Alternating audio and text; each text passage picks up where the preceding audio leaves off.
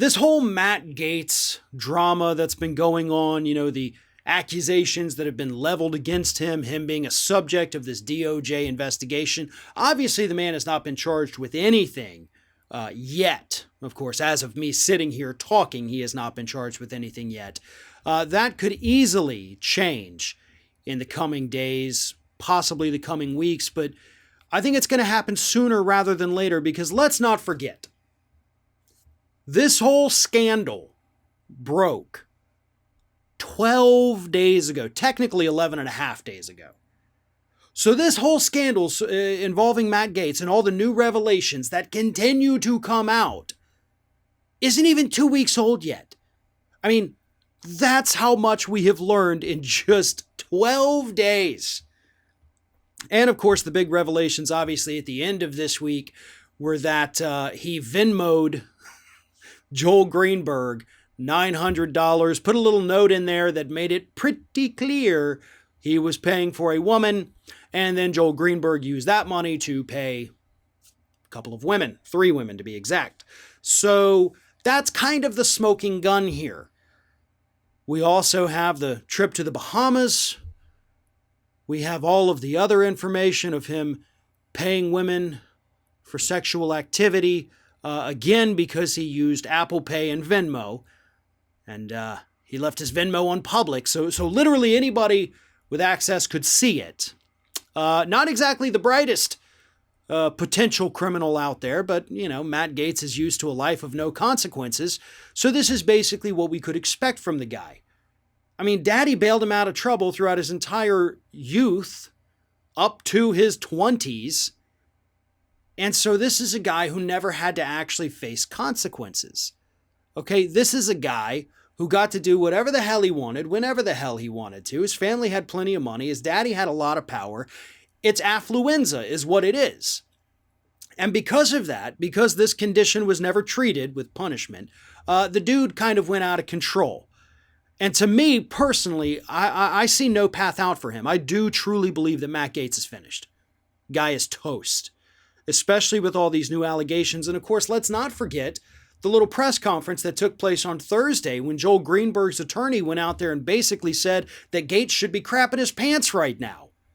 Okay, that's a pretty startling thing for an attorney to admit. Like, hey, my client is considering cooperating with the feds, and so this guy should be soiling himself. Yeah, that doesn't paint a good picture for Matt Gaetz, because I promise you that lawyer knows. That lawyer knows whether Matt Gaetz was involved. That lawyer knows what evidence the feds have. He knows what evidence Greenberg has to implicate other individuals as they try to strike this plea deal. The deadline for that, by the way, is May 15th, so it could be a bit before this plea deal is worked out. But in the meantime, Matt Gaetz isn't looking so hot. I mean, you even have a group that's put a billboard up in Crestview, Florida, which is a part of Gaetz District down here, not far from where I'm sitting, that says, Matt Gaetz wants to date your daughter. And Crestview, in terms of the areas around here in Gaetz' district, not exactly a bustling, metropolitan area. It's more of a rural community. It's a quiet community. So why put it there? Why put it in Crestview? Well, the answer is simple. You don't have a lot of big business over in Crestview. Most of that is in the Pensacola area or the Destin area. Values voters. Those are the values voters. The people who look at stories like this and get absolutely repulsed because they couldn't believe they supported a guy like this.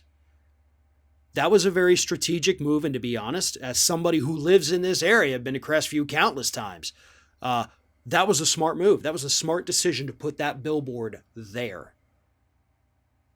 So that is what it is. Gaetz is in a heap of trouble. And if the lawyer for Greenberg is to be believed, he's going to be in a lot more trouble. And of course, let's not forget the reporter who helped break that Daily Beast story about the Venmo payments also tweeted out after that story came out, said, there's still more to come. Yeah, Gaetz should be running scared, and I do believe that he is. Obviously, we saw that ridiculous statement from the women of the office of Congressman Matt Gaetz. None of them signed their names to it, allegedly defending him. So we have no idea who actually put this message out because nobody was willing to put a name on it. Yeah, Gaetz is in trouble. And at the very least, what this does, I mean, let's assume for a second the guy doesn't end up getting charged with anything, or he gets charged and he gets a very lenient plea deal. He's done in Congress. One way or another, this guy is done in Congress. The voters in this area are not going to support him in the primary, and he's had some pretty decent primary challengers in the past. So I think that is why, being somebody that is in this area, that sees the people, that listens to what they're saying, he's in trouble. I'll tell you one thing he does have on his side, though. Friday morning, the morning after the big revelations about the Venmo payments, I went to the two news websites we have here locally. Pensacola News Journal, pnj.com, and WEAR TV, which is our local ABC affiliate, so WEARTV.com. Not one of them, neither of those sites, had that story on the website. The only story they had on both sites was that the women of Matt Gaetz' office said he's a good guy.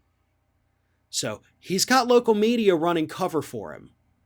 But I don't think that's going to do a whole hell of a lot of good when you have quite literally the rest of the national media showing the world how disgusting our representative is.